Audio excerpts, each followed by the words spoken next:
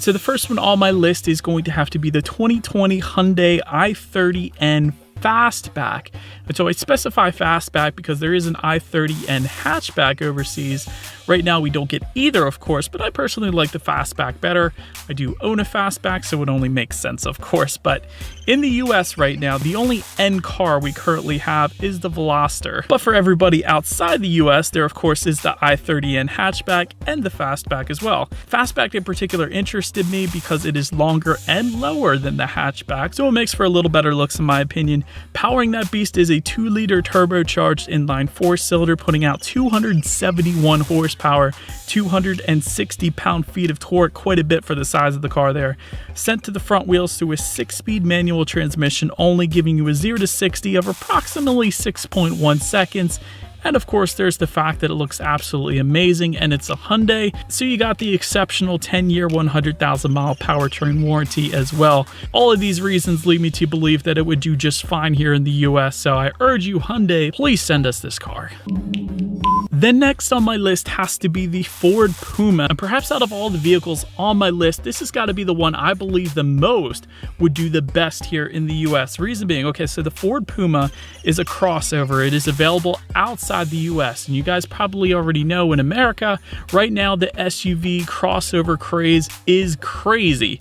Everybody is buying those up, and it looks a ton better than the current EcoSport. It's actually 3.5 inches longer as well. It comes in an ST trim as well, a little sportier version with a 6-speed manual if you wanted it. That's pretty cool. It starts at roughly $22,000 even, so it's priced right as well.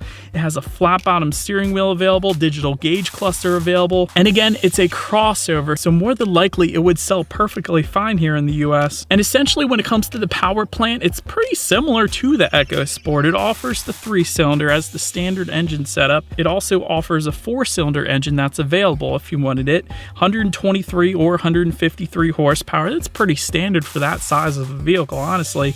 Automatic transmission is available for the Puma as well. And again, overall, really what it comes down to, it looks absolutely amazing for what it is, the small crossover that it is. It gives you a digital gauge cluster, flat bottom steering wheel, and I can almost guarantee you it would outsell the EcoSport that we currently have here in the US.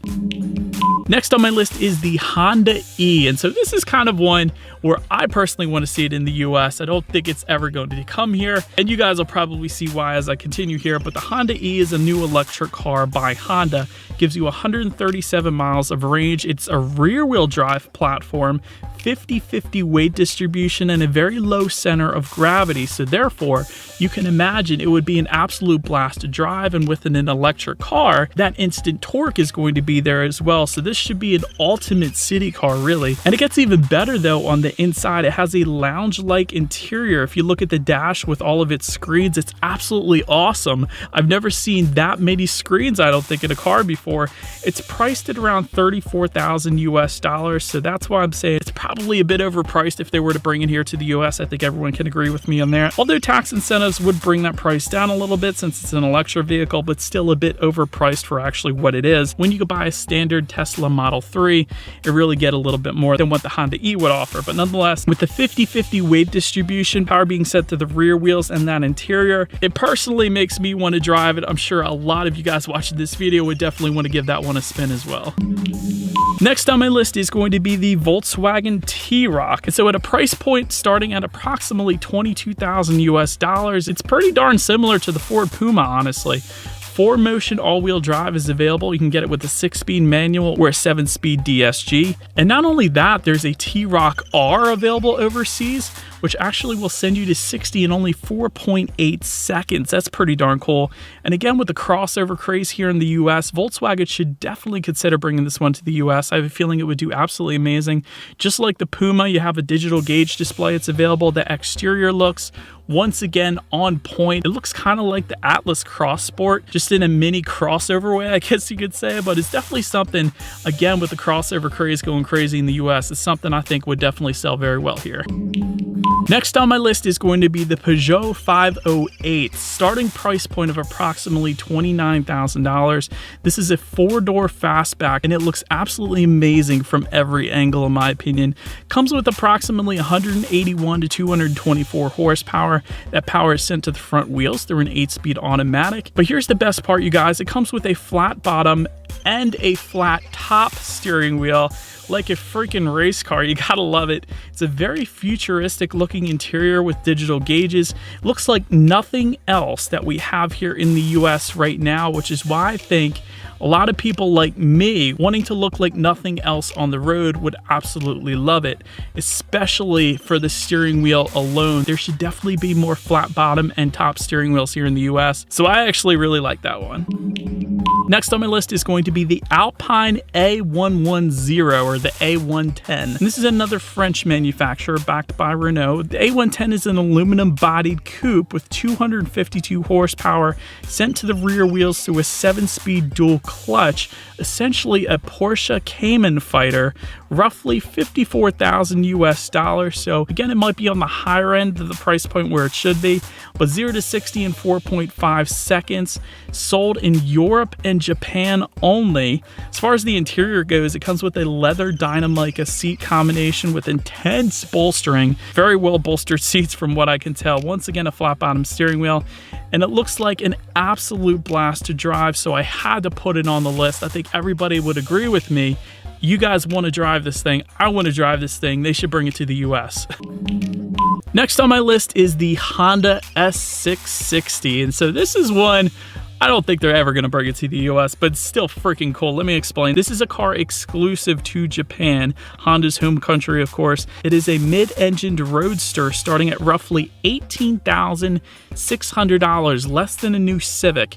Comes with a turbocharged 3-cylinder, 63 horsepower. That's why I don't think it's ever coming to the US. 77 pound-feet of torque sent to the rear wheels, you guys, through a 6-speed manual or CVT with paddle shifters. 6-speed manual, of course, be the way to go here. Leather Alcantara interior with an Alcantara flat bottom steering wheel, which is new for the 2020 S660 as well, so that's pretty darn cool. I think it would be a fun city car here in the US, although I probably would agree that Honda would not sell many of them here in the US, so it probably makes sense for them not to bring in here, but it still looks like an absolute blast to drive. It kind of reminds me of the Honda Beat, and it's one of those cars that some people will probably import to the US once it becomes 25 years old. That's the law, but still looks like an absolute blast to drive. Next on my list is actually a car that hasn't come out yet, but it is planned to come out very soon, being the TVR Griffith. So TVR is a British sports car manufacturer, essentially. This is a front-engined rear-wheel drive sports car powered by a 5-liter naturally aspirated V8. And if you're thinking exactly what I'm thinking, you're right. That naturally aspirated V8 is actually the Mustang GT engine that I have in my car. That is wonderful. But the cool part about the TVR Griffith, the exhaust is actually found in the front, not in the back of the vehicle. There is a massive rear diffuser, speed activated rear wing, Alcantara steering wheel, digital gauges, striking design both inside and out. This car looks like nothing else on the road. It looks like a TVR. If you guys are familiar with the brand, I remember racing these back on my old Gran Turismo games on PlayStation. These things were fun to drive then, and I can only imagine how much fun it would be to drive here in the US, especially with that Mustang V8 engine that I currently have and own, so can only imagine how much fun this thing would be. This next one is a fun one, you guys. Subaru Levorg, and this is a wagon version of essentially if the Impreza and the WRX had a baby. So it starts at roughly $37,500 US. It's about $1,000 more than the Outback. Comes with 2 engine options, a 1.6-liter turbo or a 2-liter turbocharged Subaru Boxer engine, of course, 167 horsepower or 264 horsepower. Of course, power being sent to all 4 wheels through Subaru's symmetrical all-wheel drive system. The front end looks identical to a WRX. The interior looks pretty darn similar to a WRX, including the steering wheel. The main difference here, I think, is it is a CVT only. There's no 6-speed manual or any manual transmission available there. Honestly, I think it makes sense for Subaru not to bring this one to the US, just because I don't think it's going to outsell the Outback that's so popular here in the US. But if you wanted a wagon WRX, this is essentially what you're going to want to look at. This is the closest thing you're going to get to a wagon WRX, basically. And then last on my list, this is a fun one, you guys. This is called the Toyota Century, roughly 180,000 US dollars. And yes, this is a real thing. There is a near $200,000 Toyota that is still being made to this day. This is Toyota's version of a Rolls-Royce, essentially. It comes with power rear curtains. Yes, you heard me right, not sunshades, but power rear curtains, a massaging rear seat, just for one side, of course, that's for the CEO, an adjustable LED reading lamp in the back. It's kind of like those adjustable reading lamps you put in your office, but it's in the back seat. And if anybody was wondering what the heck is that bird logo up front, that represents the Imperial House of Japan. It looks like a phoenix, but it's actually a different fictional bird, for your information. It is not technically a phoenix. And essentially this car was made for Japanese CEOs and politicians to look very stately in. So it is definitely a pretty stately looking car, and I can't imagine this thing even selling in the US, even as a Lexus. It is specific to the Japanese market, and that is more than likely where it is going to stay.